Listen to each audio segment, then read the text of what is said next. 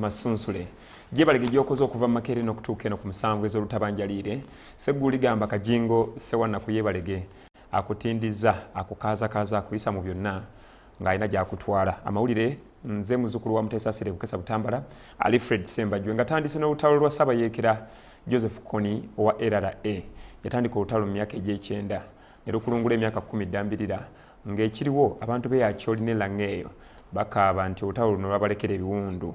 Olwaleero tukuleetedde Ocheng Albert w'emyaka 38 atunyumiza ebyali ewaabwe eyo mu muluka gwe Lukangore mu ggombolola y'e Patogo mu disitulikiti ya Agago.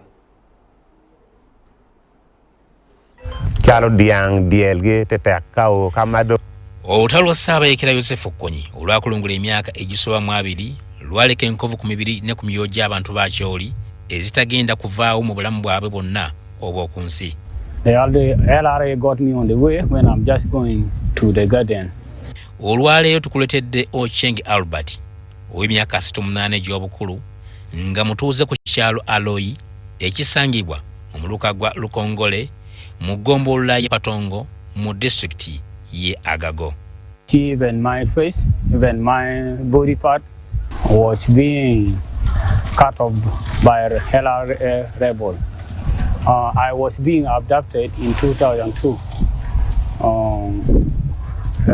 By that time, I was just going to the garden. Ocheng Albert basajja ba Kony nakati akyabalojja olw'ebikolobero bye bamutuusaako ebijjudde obujiji okutya ebirowoozo. Ocheng abayeekera ba Kony bamutemako emikono gyombiriri amatu wamu n'omumwa ogwaguo teguliiko era nga bwakunyumiza byayitamu tolema akuoza ku munye. The wife of my brother, she was pregnant with the firstborn. Then they abducted me on the nearby road. Then they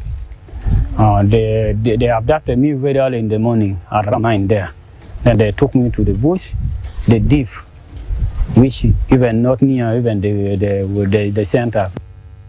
Zaali nnaku z'omwezi 4 omwezi ogwokusatu omwaka 2002 Ocheng bwe yafuna ekikangibwa kino abayeekera ba Yosefu Kony bamugwikiriza ali ku kyalo Aloyi mu disitulikiti y'e Kitugumu nga kati eyitibwa Agago.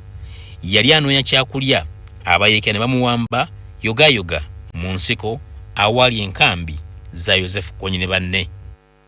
They start asking me several questions which I don't even know.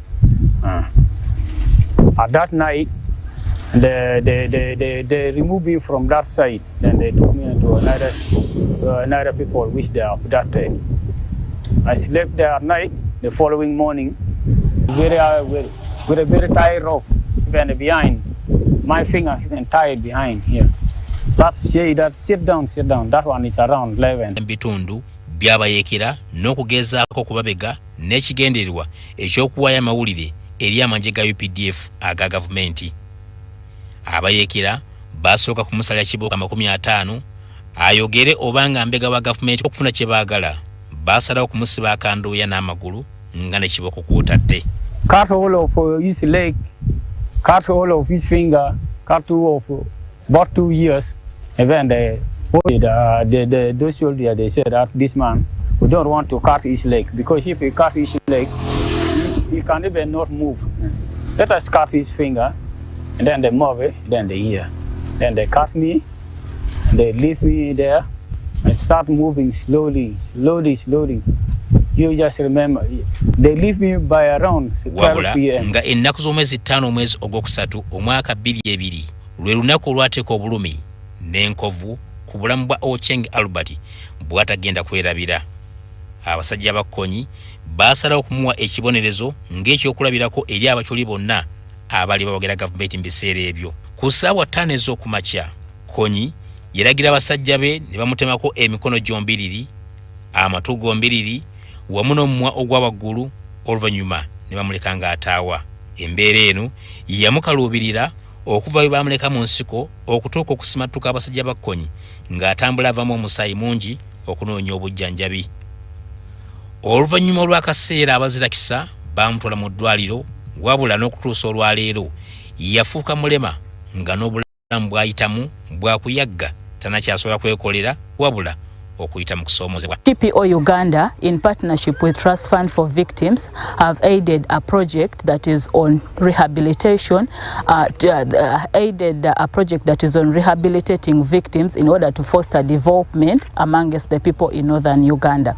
So the project has majorly focused on 4 major objectives. The first objective was to ensure access to physical rehabilitation.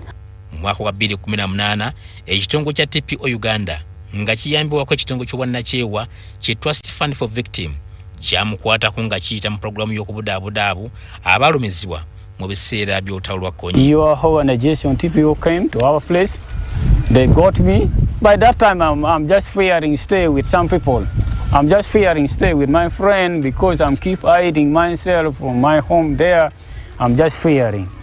Ocheng yafuna okubudaabudibwa bakansala abakugu nga bakozesa eddwaliro lya gavumenti ery'eggulu okusobola okwerabira ebyo byayitamu n'okutandika obulamu obujja. Has been majorly targeting war victims, the victims that suffered the LRA atrocities. And we all know that the conflict between the LRA and the Ugandan government lasted for over 2 decades. And this war caused immense suffering and displacement among the people in northern Uganda. And you'll notice that this forced people to end up in camps, internally displaced persons, to live as internally displaced persons, where people ended up in camps. Wetwogerera Ocheng kati mufumbo ayina n'abaana wadde nga akyayita mu mbeera ey'okusomoozebwa olw'ebyetaago bye yeetaaga mu bulamu bwa bulijjo. Pay them. There is no any government to assist me. Even a organization is not even, they are not even assisting me pay my children. I have 5 children. They are all there at school. I'm the one who pay them. Ekitongole kya TPO Uganda nga kisobodde okubudaabuda abantu ab'enjawulo abaakosebwa olutalo lwa Konyi mu disitulikiti omuli Agago, Omolo, Gulu, Padel nga bingi bituukiddwako. Mu projekiti eno mulimu okubudaabuda, okusomesa abantu ku nnyingiza y'omu maka, okumalawo enkaayana naddala ezikwata ku ttaka wamu n'obutabanguko mu maka. Nze Haruna Muteesaasira wano mu disitulikiti eya Agago. Go. Ku nsonga z'abazirwanako ekiri wansi wa ministry y'ebyokwerinda, Lieutenant Colonel Ediba Ingana asinkanya abazirwanako aba NRA Nakawa. Bano abasabye bulijjo okugoberera emitendera emituufu egy'okugonjoola ensonga ezibaluma okusinga okubuukira buli we balowooza nti omukulembeze oba oli awo n'abalaba. Abanukula ensinkano ne badde ku Naguru Infant Primary School era nga bano bakulembeddwa mu ssentebe waabwe Kansala Wire Tulinawe akiikirira mu lukago lw'eruzira mu kanso ey'e Nakawa.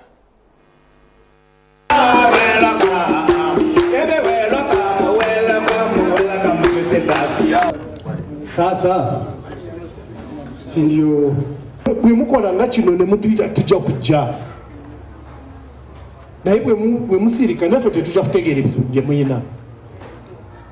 Ekirungi muyina ndabe wana afande in charge of Nakawa in wealth creation. He has the information. Ngemba wano nakyo nja kukiwandiikira abakama bange nti baveterani basaba babere ne ID zaabwe ziraga nti bakola amagye ne bagavaamu. Discharge certificate yo tosobola kutambula nayo buli lunaku. Kati ekyo nakyo nkikapitali nja kukitwala bakama baffe tulabe bwe kiba kisoboka kubanga si kigumu. Owawulira nga bagamba information flow biki, of course kubana nabyo tugambye leero abasigaddeyo bangi naye at least waliwo ekigenda mu maaso naye ng'ekisooka kye tubadde twagala kye tugambye akiikiridde minisita twagala obukiiko bwaffe okuva ku LC1 mpaka ku LC5. Abantu bano tebafuna kutegeera ebiri mu ofiisi era babuuziza bonna bino mubimanyi ng'ebimu byedda byogera nga tebabimanyi tetubimanyi. Twetaaga okumanya ku muffe ffennyini tunondengamu omuntu ajja mu ofiisi yo n'atuleetera information nti eri bweti eri wali ekino bagambye bwe bati bagambye bwe bati. Tusiza nnyo nga bannabyabufuzi kubanga tusobodde nganya abantu be ayogera nabo naffe nasobola okwira tubeereko nga ayogerako n'abantu be iyo liigi gyayogerako eriye baveterani nungi nnyo naye badde yerabiddwa emyaka gyonna abakozi basabinga gavumenti eno mu magye ne babeerawo ng'abantu abeerabirwa Zawedde Susan aspiring mayor Nakawa division sigamba mpereddwa omukisa n'entula mu office nja kusigala nga ntambula ne ba veterans mu buli mbeera yonna at least officers abaliyo abasinga mbakola ki mbamanyi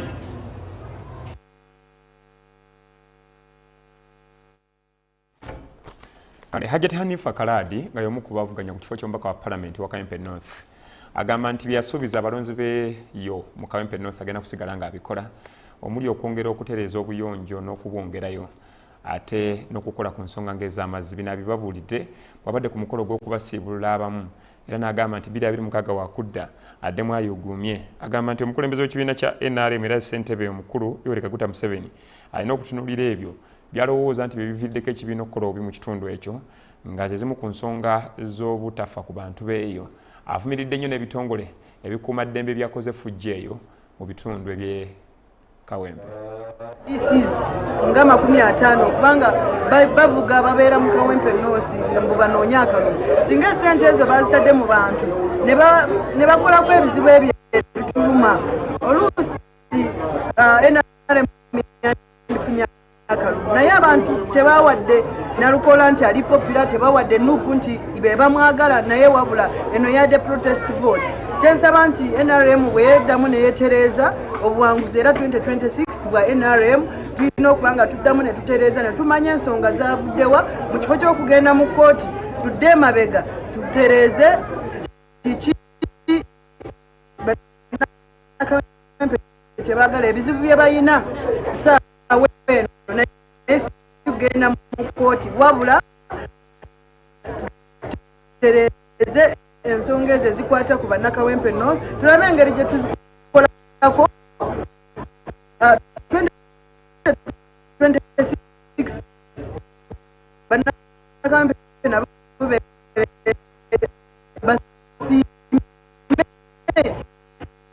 basiime ekibiina basiime NRM tulabeke nti tuwangula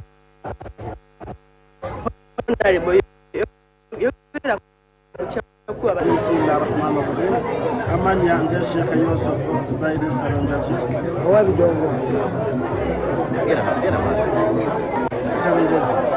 atuzze mu dduwa eya buli mwaka gye tubeeramu wano owamukadde waffe wano meseji gyenira olwaleero njagala okutegeeza abasiraamu bonna nti kino kibeere kyakulalirako naddala mwezi gwa Ramadaan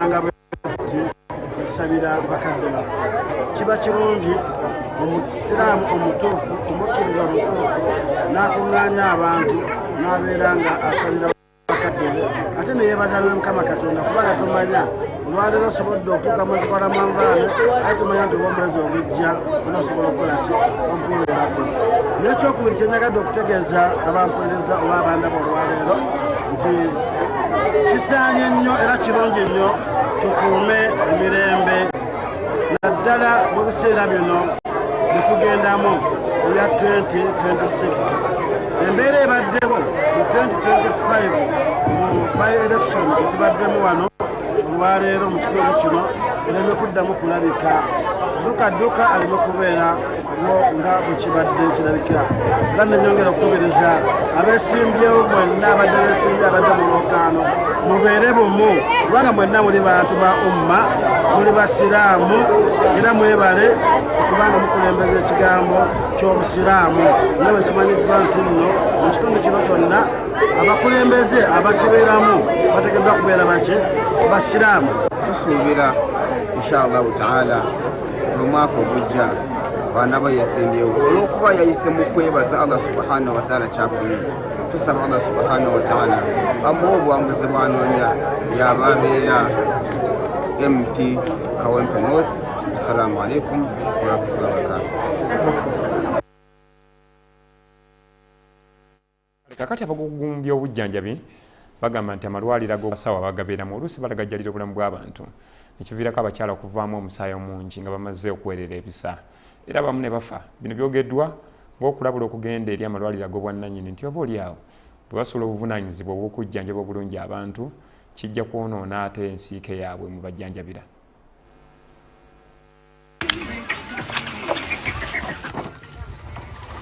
Ng'ennaku z'omwezi 23 Januari 2025 Aluka Sise yafiira mulimu ku ddwaliro ly'obwannannyini erisangibwa mu disitulikiti y'e Soroti. Aluka yaziikibwa ku kyalo Kiddetooko mu muluka gwa Ongangai mu ggombolola y'e Pingire mu disitulikiti y'e Serere. Relatives and friends are still trying to come to terms with her sudden death. Abooluganda lwa Luka ne gye buli eno bakyekokola enfa y'omuntu waabwe gye bagamba nti yeetobekamu obulagajjavu obw'ekika ekyawaggulu okuva mu basawo. Now when to reach around 4, the nurses called her. Then of course they started injecting her. Then she came out and told me, because they had already given us a room. Oluvannyuma lw'okulongoosebwa okwakolebwa Dr. Egwawu Godfrey okuva mu ddwaliro lya Soroti Welfare Hospital, abooluganda lwa Luka bakwasibwa ebbujja eryali lizaaliddwa. I'd expected them to bring her also immediately. So when I was there, because we were there, it took about again an hour for them to bring her. But before they brought her, they came because I was now with my sister. By then she was the one carrying the baby. They came and told us that now we are bringing back the patient, but we need you out. Oluvannyuma abooluganda lwa Luka baategeezebwa nga bwe yali akyebase oluvannyuma lw'okulongoosebwa, wabula Luka teyasobola kuzuukuka. So me, I woke up when I became alert when I heard my sister saying that, why is she very cold? Because now the sleep was catching me. So that thing, whatever had me shocked me. So I said, the baby started crying maybe after 1 hour. The baby now was kind of restless. So the nurse comes in and tells us that, you go and get some glucose and Rinsory to give that baby because he'll continue crying because of what? Hunger. Bano batandika okwekengeera olw'embeera eyaliwo. I realized the drip they had put, because they would put big and small. The big one had stopped because the other ones were not there. So me, I opened the blanket, because one hand for the drip was on our side. I opened the blanket and I said, why, maybe if I pinch her, she can do what? She can wake up. So the hand was very stiff like this. I said, these people now, they would have told us that she's dead. How can they make us lie with the baby? Then we would be expecting her to wake up and feed her baby. Wano mbiri gwa Luka gwatwalibwa mu ggwanika eryali okumpi nga beeyambisa emmotoka etambuza abalwadde giyite ambulance nga byonna byakolebwa Dr. Egwawu. And then he did the body treatment, and then they allege that thereafter he switched off his phones. So there was a breakdown. They raised concerns, and police, we took it on. Then instructed those mortuary attendants that don't allow them to take the body before they pay the fee. Abooluganda baagezaako okusaba ebbaluwa ennyonnyola enfa y'omuntu waabwe era wano beekubira enduulu eri eddwaliro ekkulu Soroti erimanyiddwa nga Soroti Regional Referral Hospital, wabula tekyasoboka. The first doctor we consulted about doing the postmortem was someone. At first he was positive about it. So afterwards, again the doctor changed his mind.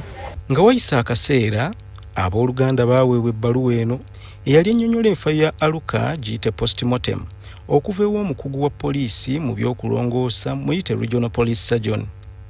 Ebbaluwa yalaga ng'omugenzi bwe yali avuddemu omusaayi omungi ekyamuviirako okufa.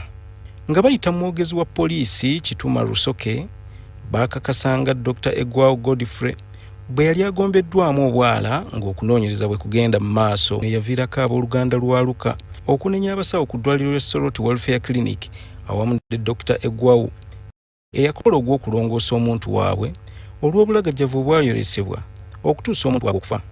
because the actions of the medic or the doctor.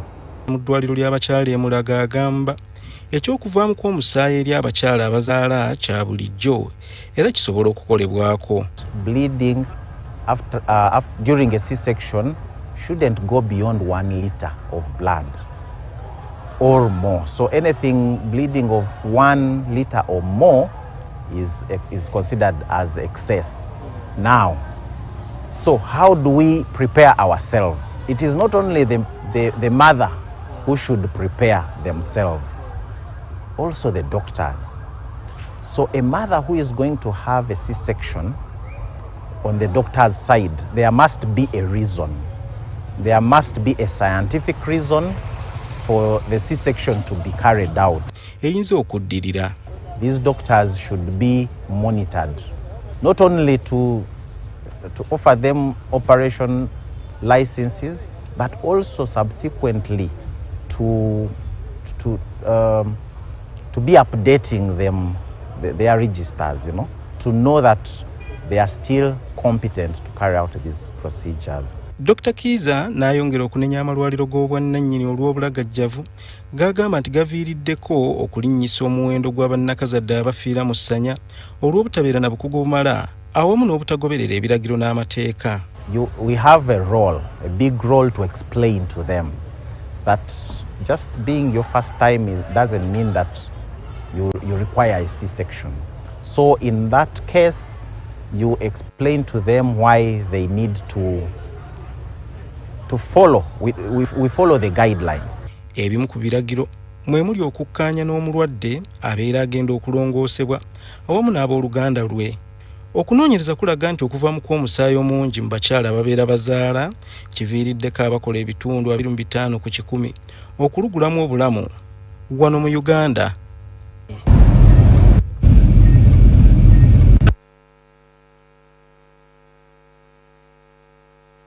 Zigenze mu 25 ezise ku ssaawa 7 z'olutabanjalire.